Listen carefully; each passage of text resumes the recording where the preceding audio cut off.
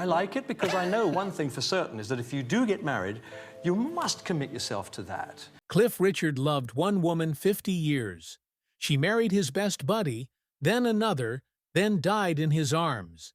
He never married or had children, simply sang while burying British music's worst tragedy. Police invaded his home in 2014, but they weren't the first to destroy him. BBC had negotiated a covert pact. Allegations were false. The devastation was real. His weight dropped. He had shingles. He couldn't sleep. Home felt tainted, he remarked. The former Wembley Stadium crowd-pleaser was frightened to leave his residence. King George's Hospital in Lucknow, British India, welcomed Harry Roger Webb on October 14, 1940. War and upheaval were already raging. World War II raged. Indian independence protests erupted. British families fled the colony after Direct Action Day violence in 1946. Among them were Webb's. Harry's father worked in colonialism, but by 1948 the empire was falling. Instead than driving or flying, they took a slow, crowded ship across the Indian Ocean. Their lifeboat was SS Ranchi. Over 3 weeks, it carried hundreds of British families who had left their own home. The servants in sunshine become rationers amid dismal sky. England was frigid and post-war. The Webbs moved into a tiny Carshalton, Surrey house. No more spacious rooms and warm evenings. A boy from comfort had a terrible start, but it toughened him. That adventure gave him a yearning to show himself and make something more of this odd new life. Harry Webb soon vanished. Harry Grader X watched intently. He was a talent manager and trend spotter. He advised Harry to choose a rock-sounding name. He recommended Cliff. British, sturdy, Cliff-like. Richard, a tribute to the wild American rock musician Little Richard, followed. Harry Webb left. Born Cliff Richard. Besides changing his name, he transformed British music. The song Move It debuted on August 29, 1958. It was loud, raw, and defiant, not like the clean, polite pop of the day. Cliff, 18, was young. The song's second UK chart position caused a stir. British teens now had a rock star. He didn't copy America. He invented something. That song paved the way for others. The Beatles, Stones, and more. It wasn't just music. It was mania. Britain went insane when Cliff toured that year. Screaming, crying, and fainting girls. Boys disliked him for hogging attention. Security couldn't stop the throngs. It was Elvis-level craziness. It was London, Manchester, and Leeds. That had never happened here. They dubbed Cliff hysteria. Newspapers adored it. Record labels did too. In 1959, crazy doubled. Cliff released Living Doll. He didn't want to. He believed the song was too soft and false. "I loathed it," he informed his producer. The band turned it into a slow country ballad. It sold 770,000 copies and topped the charts for 6 weeks. November brought him a silver disc. He got gold in January. Next arrived Travel Light. #1 again, 5 more weeks on top. Together, sold over 1 million records. Nobody else in Britain had done that. Hollywood called. Cliff appears in 1959's dark, tragic, serious Charge. It wasn't fun. It tackled homosexuality, deception, and moral dilemmas. Cliff was 19. It stunned everyone that he joined. A year later, he starred in Espresso Bongo, a music business satire. These roles showed he wasn't only an adolescent star. He wanted to act, grow, and go beyond singing. Never before have British pop stars done that. Summer Vacation followed. The picture premiered in London on January 10, 1963. 3,000 fans filled Leicester Square. Cliff couldn't leave his automobile. He missed his premiere that night, but it didn't matter. The soundtrack topped the UK albums chart before the film opened worldwide. It lasted 14 weeks. First-place tracks from the film include The Next Time, Bachelor Boy, Summer Holiday, and The Shadows' instrumental, Foot Tapper. Tops the rankings.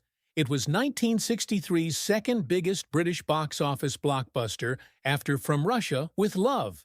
In the same year, was named the UK's most popular film star. The Beatles followed. Most expected Cliff to disappear. Cliff had 6 top 10 hits in 1964 during Beatlemania. The Beatles got 5. He remained famous with songs like Constantly, On the Beach, and I Could Easily Fall in Love with You. Cliff stood firm at home while the Beatles revolutionized music and conquered America. Battle was real. His film Summer Holiday and the Beatles, A Hard Day's Night, clashed in theaters nationwide. Both broke records, but British audiences remembered who came first. Not even Paul McCartney denied it. According to him, the Beatles left for Hamburg because Cliff had everything figured out in Britain. Lennon stated it clearly. Before Cliff Richard and Move It, England had no good music. Unexpected events occurred in 1965. New Musical Express polled readers worldwide. Fans selected the world's best male singer. Cliff defeated Elvis, Lennon, and McCartney. That year, the Beatles released Help and Rubber Soul. Cliff defeated Elvis, who was still selling out everywhere. Why? Cliff evolved despite the world shifting around him. He didn't imitate the Beatles. He avoided trends. He balanced pop ballads, real charm, and faith-friendly movie. His consistency. That meant a lot to fans worldwide. Before and after the British invasion, he was their rock. Nobody expected what transpired in June 1966 in the music industry. Cliff Richard and Billy Graham stood on stage at Earl's Court, not to sing, and tell thousands he become a Christian. Not merely a private choice, this courageous testimony was televised nationwide. Fans who saw him as a British Elvis or Little Richard were shocked. Some wept. Some stood incredulous. They were shocked by the change in the rebellious man they adored. This moment wasn't random. Spiritual adventure that began 2 years earlier ended.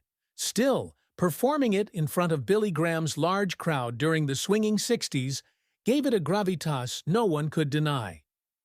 Religious discussion was forbidden for rock stars at the time. They were to revolt, test limits, and defy regulations. Cliff's announcement defied pop icon expectations. Many panicked immediately. Fans assumed his music career was over. Industry insiders suggested he quit and teach. That notion was close. Cliff considered retiring from the stage. He thought he couldn't be a good Christian and famous. Music journals speculated on his successor. Booking agents retreated. The industry thought you couldn't be spiritual and famous. Both Cliff and I were uncertain at first. But suddenly, something changed. Cliff remained. He stayed. Thus, he invented something new. He kept his religion and music. His solution was to blend the two. The first big UK pop star to openly practice his faith while charting. No one had done that. Not like this. He showed you didn't have to choose. You can be honest about your beliefs and still sell out concerts. The choice went beyond career survival. It transformed him. Cliff eventually acknowledged to faking his rock and roll image. He was uncertain. Just a pretense. That changed after becoming a Christian. He said, I gained confidence. My outlook changed. Always being right wasn't important. The need to contribute vanished. He could be himself. His newfound confidence helped him perform better, even as the Beatles and Mersey Beat ruled the charts. Cliff strengthened while others strained to keep up. He felt like himself again. Cliff's career declined in the mid-1970s. For the first time, Elvis had no charted songs in 1975. Many believed his time was up. Devil Woman followed. The April 1976 song was loud, edgy, and darker than his others. A bizarre psychic story was told. A wandering cat, Much more importantly, it rocked. It reached number 9 in the UK and 6 in the US, his first top 10 in America. Over 2 million copies were sold. Cliff returned. Even more shocking? The hard rock mob adored him. Jimmy Page, Eric Clapton, and Elton John wore "I'm Nearly Famous" badges to promote his comeback album. Guitar legends honored a once clean-cut and antiquated man. Cliff's new CD was compared to Marvin Gaye's greatest by one critic. Not just a comeback, but a complete makeover. The 1950s youngster was now a serious rock star. He continued. With 25 years of experience, Cliff launched Always Guaranteed in 1987, a timeless pop record without the decade's tacky synthesizers. Thriller inspired him to work with Alan Tarney again. The result? A platinum record. It spent 24 weeks at number 5 in the UK and sold over 1.3 million copies. 4 album singles reached the UK top 40. Some went silver, selling 250,000 copies. Cliff competed with the greatest in the late 80s. Christmas 1988 followed. Cliff published the lovely, faith-filled holiday song Mistletoe and Wine. He recorded it in summer with tinsel over the mic. The single debuted at number 7, rose to number 1 the following week, and stayed there for 4 weeks. It sold 750,000 copies in 6 weeks, and outperformed U2, Kylie Minogue, and Phil Collins as the year's biggest UK hit. It was platinum by 2024 and earned $100,000 in royalties. Even decades later, they craved it. One of the best occasions was May 1989. Published his 100th single. Never before had a British artist done it. To celebrate, he invited 2,000 followers to the London Palladium. He presented 6 unpublished songs and requested votes. He picked the second-place song, The Best of Me. It reached number 2 in the UK and was certified silver.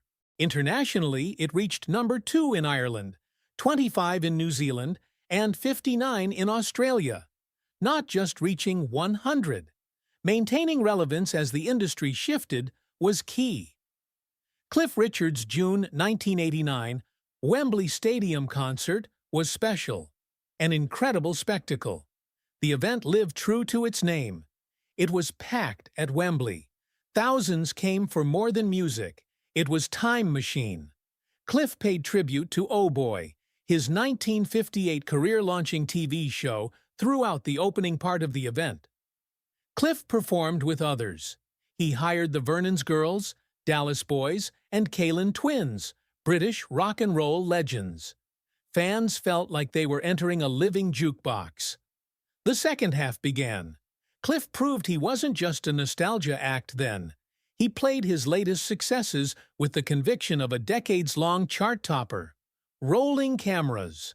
The concert was carefully videotaped and distributed as a live album and TV special.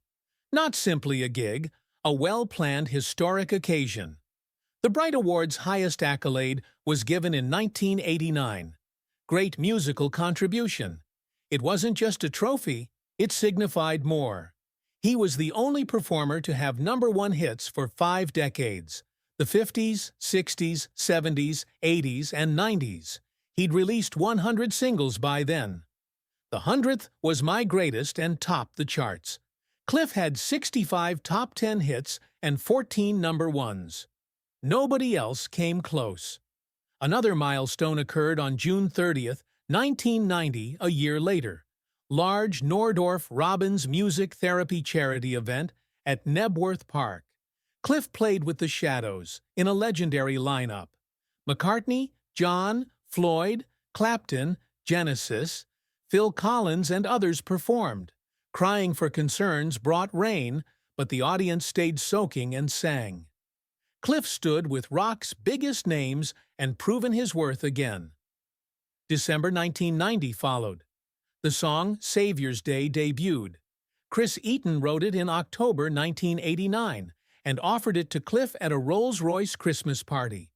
Cliff listened to the sample in the car and stated, "This is number 1. He was right. After debuting at number 6 on December 8th, it rose to number 3 and then number 2. It overtook Ice Ice Baby at number 1 on December 23rd. In beautiful September, Dirtledore and Swanage residents sweated in winter clothing while imagining it was Christmas in the video. But the result was spectacular. The momentum continued. Cliff released his greatest hits, CD Private Collection, 1979, 1988, around that period. Multi-platinum sales exceeded 1.2 million. It was his biggest record. We Don't Talk Anymore sold approximately 5 million copies worldwide, retained his name on all British radio. Not simply nostalgia. He sold more than new pop stars. He led a fast-changing industry. But then something unusual happened. Cliff released Millennium Prayer in 1999. Mainstream radio disliked it. BBC Two wouldn't play it. They said it wasn't popular, but they played Tina Turner and Cher, Cliff's Ages. The Beatles were dropped by Radio 1. Chris Evans of Virgin Radio called Cliff too old. DJs needed specific clearance to play the tune. Fans raged. The Cliff fan club demonstrated outside the BBC. It felt like the industry had abandoned him. The miracle then occurred. The Millennium Prayer reached number 1 without a major label, airtime, or machine. For 3 weeks, not one. From November 28th to December 19th, 1999, it was his 14th UK number 1, 40 years after his debut. Fans bought multiples. It had church backing, a protest, not just a hit. Cliff had defeated the system, and not only in the UK, the song peaked at number 2 in Australia and New Zealand. It reached the top 20 in various European nations. 3 nations rated it platinum. No radio airplay or heavy promotion, just fans of the music. It raised significant funds for Children's Promise. Cliff showed you could have faith, raise finances, and top the charts. Cliff has heartbreaking personal stories outside of music.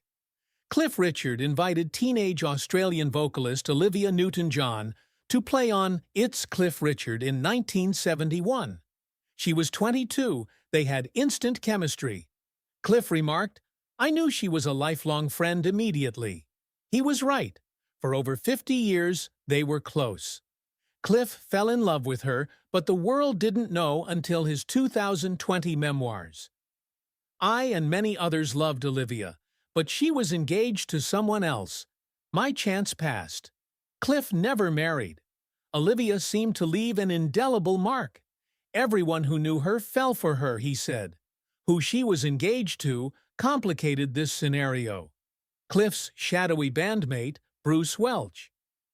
Olivia met Bruce in 1968 as the opening act. Early on, their relationship was explosive. Bruce remained married. Their affair was publicized. They were engaged for 5 years, but never married. Olivia worked with Cliff, touring and singing alongside him.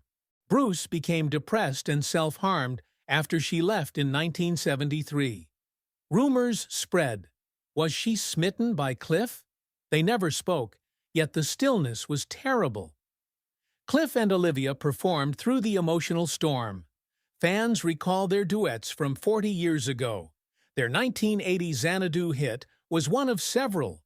Live performances included When I'm 64 and other oldies. Cliff often stated Olivia had an elegance no one else could match because their voices mixed so naturally. Cliff's 75th birthday event at Royal Albert Hall in October 2015 included their final duet. One last time, they sang Suddenly, Cliff with Strings, My Kinda Existence, debut in 2023. He honored Olivia with that live recording. Next came the hardest part. Cliff called Olivia 3 weeks before her death. As usual, she was pleasant and cheery.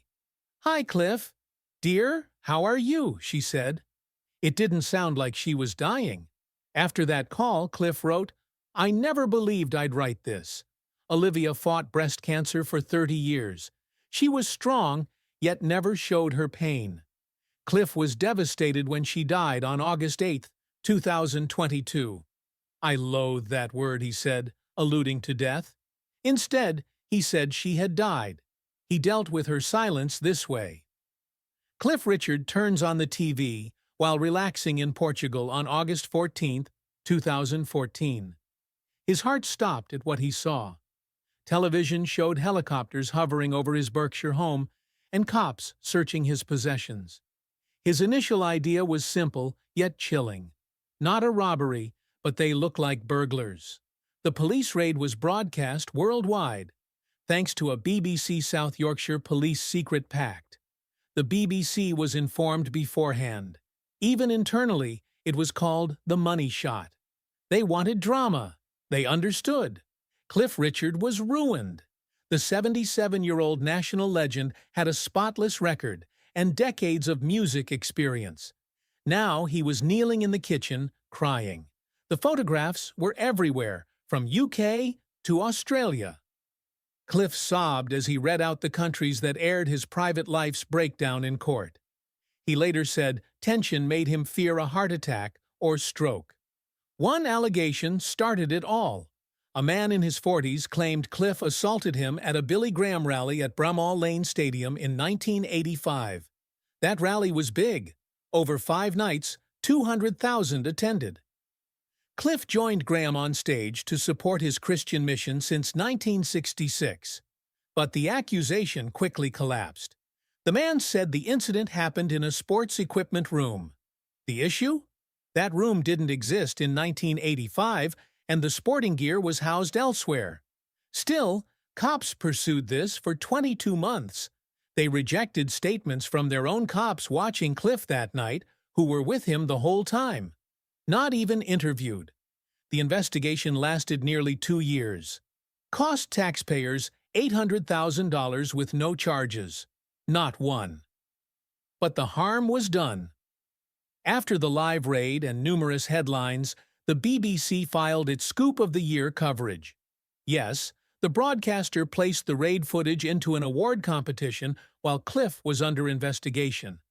The BBC received $20,000 in aggravated damages for that ruling alone. The court deemed it rude and demeaning. The bodies kept piling up behind the scenes. Cliff later admitted to depression. Some days he couldn't sleep. Other days he couldn't raise his arms. He had shingles. His weight dropped. He collapsed from fatigue. He reported feeling unsafe in his home. Even producing an album or advertising his book was impossible. All halted because the world saw him as a headline, not a guy. One of the oddest moments followed. A man tried to blackmail Cliff after the raid aired. He demanded payment and threatened to lie if not paid. Strangely, his original sex abuse claim was investigated after he was arrested. Cliff was considered as a legitimate victim even if someone tried to blackmail him with the raid. South Yorkshire Police agreed tipping the BBC was illegal and awarded Cliff $400,000 in damages. Their apology was public. Even million-dollar court payouts and apologies don't erase trauma, and they did. After paying Cliff damages, the BBC spent roughly $2 million in legal fees. Cliff was unhappy with prosecutors' decision wording. The CPS found insufficient evidence to charge. That wasn't enough for Cliff. He desired documentation. No trace was found. The veil of suspicion that anything might still be there troubled him most. "I feel tarnished by the BBC, not the cops," he stated. In court, he broke down again, as he explained his dread of being forever contaminated despite being cleared, even if he was innocent. Being named publicly had destroyed his eye contact, he told MPs. The damage was done nonetheless. People constantly wondered. He had every cause to consider that. His name was on front pages. While cops eliminated useless evidence, his face was shown.